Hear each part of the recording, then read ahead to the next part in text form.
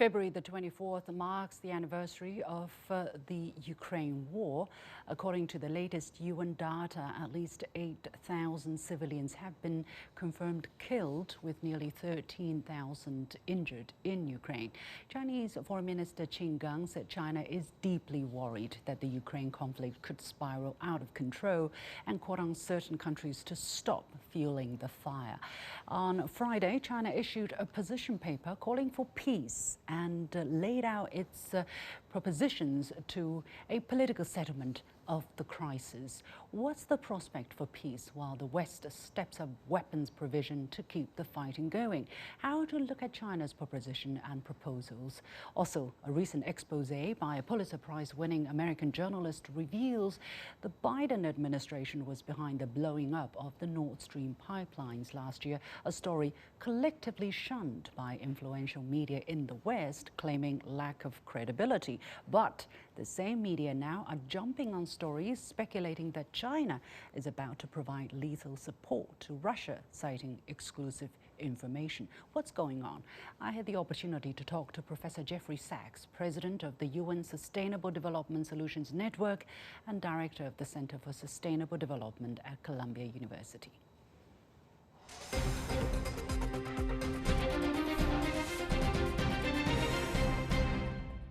What is the significance of the Chinese vision for how to achieve global security on such a juncture? What China has been saying about the Ukraine war and this new document and new security initiative are extremely important. China recognized from the very start that there were true security interests on both sides, Ukraine and Russia, that need to be observed in order for this war to end, and that they can be observed, that they should be reflected and respected through dialogue and negotiation, and that continued war and escalation was dangerous, devastating for Ukraine, and unnecessary. The principles that China has put forward, in my mind, are correct. China understood that this was a war that has underlying political provocations. In my opinion, the U.S. intention to enlarge its military alliance, NATO, to Ukraine and to Georgia, crossed an essential Russian red line, and in my view, an understandable Russian red line. The United States participated in the overthrow of a duly elected constitutional president of Ukraine in February 2014. We're actually not at the first anniversary of this war, we're at the 9th anniversary of this war, because the war started with the overthrow of Viktor Yanukovych, and then fighting broke out. Russia also then took Crimea. The fighting in the Donbass broke out. NATO, especially the United States, sent massive amounts of armaments to Ukraine. And so we're in the 9th year of escalation. And what China has been very clear about, I must say, all through this, and China has had good relations with Ukraine and good relations with Russia. It's not on one side or another. It has said that there is underlying politics and that the security interests of both sides need to be respected. I believe that that's the case as well. I have said, not only from the first day of this invasion a year ago, or even for the years since 2014, NATO should not enlarge to Ukraine and Georgia, because that is a security red line of Russia that is understandable, and that if this were in a U.S. context of a foreign power making military alliances along the U.S. border, I guarantee the reaction would not be a happy or pleasant one. And so we should have prudence, wisdom, judgment, common sense to back off from war. But instead we don't. We just have total finger pointing, no dialogue at all, Biden has not picked up the phone to speak with Putin since the war started.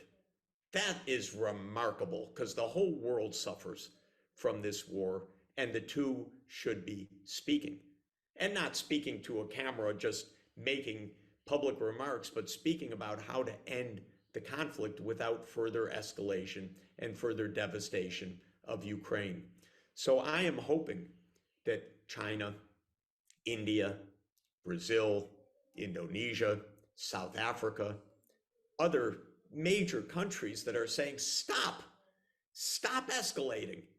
You're killing Ukraine, literally. And at the same time, you're threatening the whole world that the voices of leading countries that are not in this conflict will push the United States and Russia to negotiation and to understand each other's red lines, which has been a missing factor all along. Mutual respect and prudence will keep us safe. What is your take of the article published written by Mr. Hirsch, and especially noting that you were one of the first people, basically a week after the explosion last year, you suggested that it was the Americans, it was the Biden administration that carried out the bombing. Basically, the similar conclusion that Mr. Hirsch came to. I think the Hirsch article is very credible. And while it has been rejected by the US and other governments, they haven't provided any single detail disputing the article. It's just been a flat rejection saying this is a fantasy, this is false. But they haven't told any alternative, and they haven't shown any single fact that is wrong in the Hirsch account. So for the moment, I think Seymour Hirsch has not only a lot of credibility of a lifetime of investigative reporting, but has a credibility that comes from the fact that his points have not been refuted, and I must say they make a lot of sense. Here's what we know about this that's really important. This terrorist attack had to be carried out at state level. This is a very hard to do attack. The pipeline sits under roughly 90 meters of sea level.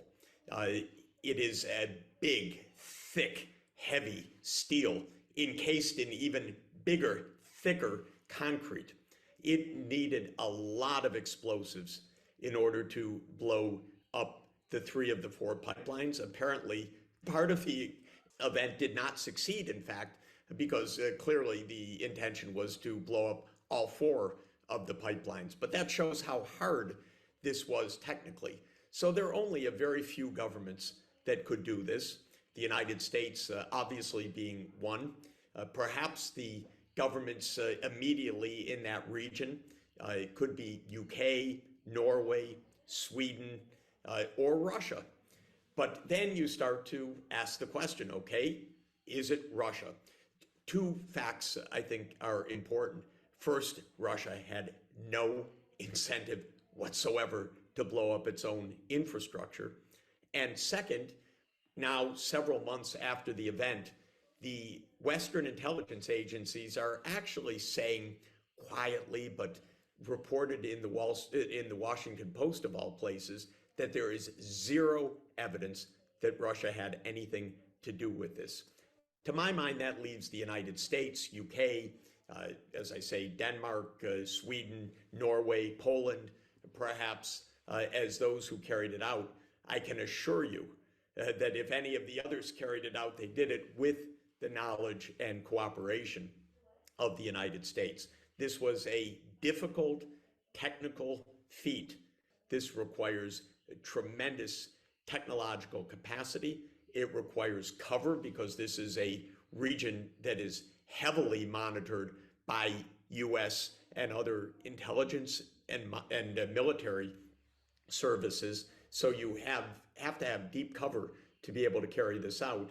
And then finally, I would just come to motive and statements. American politicians hated Nord Stream. They hated Nord Stream 2.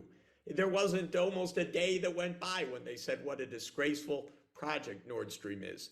On February 7th, 2022, President Biden famously said in a press briefing together with German Chancellor Olaf Scholz, if Russia invades, Nord Stream 2 is over. And the reporter asked him, Mr. President, how can you say that? This is not a US project. This is a Russia-German project. Right. How do you say that? He said, believe me, we have our ways. After the event, the US Secretary of State said this was a tremendous opportunity to wean Europe off of Russian energy. Strange statement if you are concerned about international terrorism on international infrastructure.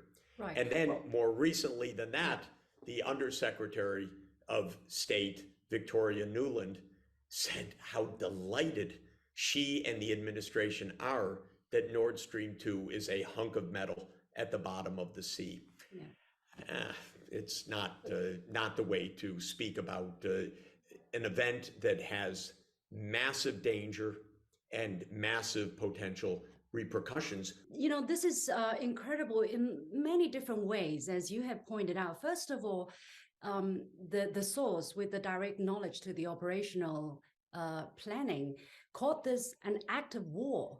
You know, you can hate a pipeline, you can hate an enemy, a country, a government, but to actually do it, you know, to actually go and carry out this whole thing after 9 months of meticulous and, you know, clandestine discussion, debates, and preparation, and all the maneuvering, and actually do it. This is just unbelievable. I mean, the United States talk about, you know, the rule of law, you know, rule-based international order, that, you know, country need to be democratic whatsoever, and deep down, this is something that the Biden administration carried out.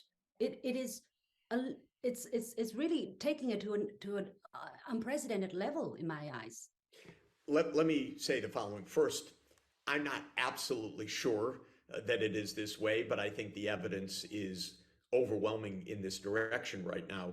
What I'm really advocating is that the UN Security Council investigate this as a very high priority, because there's another extraordinarily weird part of this story, which is that Sweden investigated what happened, sent divers down, and then declared that they would not share the information with anybody, not with their own public, not with their parliament, not with their neighbors, Germany and Denmark, not with the UN Security Council. That's a disgrace, I'm sorry to say. If Sweden knows something about who did this, they have a responsibility to the world, but they haven't said a word. I think the likely thing behind it is that they're hiding the US role in this. That's what stands to reason. There may be something else, but there is no possible explanation of why they are not sharing this information. I worry that Sweden's role actually was to clean up the crime scene. They need to tell the world, what did they find? This is Sweden, after all. Be responsible to the international community. So I would say, if in fact the US did this, I would say two things. First, sad to say, not for the first time, because the US got into a very bad habit, now I'm speaking more generally, of covert operations.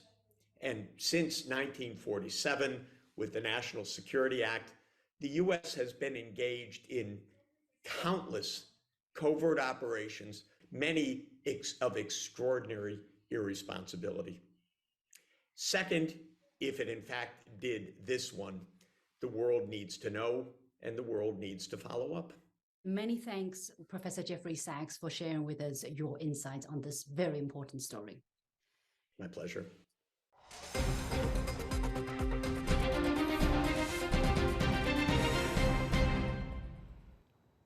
My one-on-one interview with Professor Jeffrey Sachs, President of the UN Sustainable Development Solutions Network and Director of the Center for Sustainable Development at Columbia University. When we come back after a short break, as the Ukraine war enters its second year, there's a heating up narrative that China is on the brink of supplying weapons to Russia. Is there a campaign in the media to use the war to implicate China? Stay with us.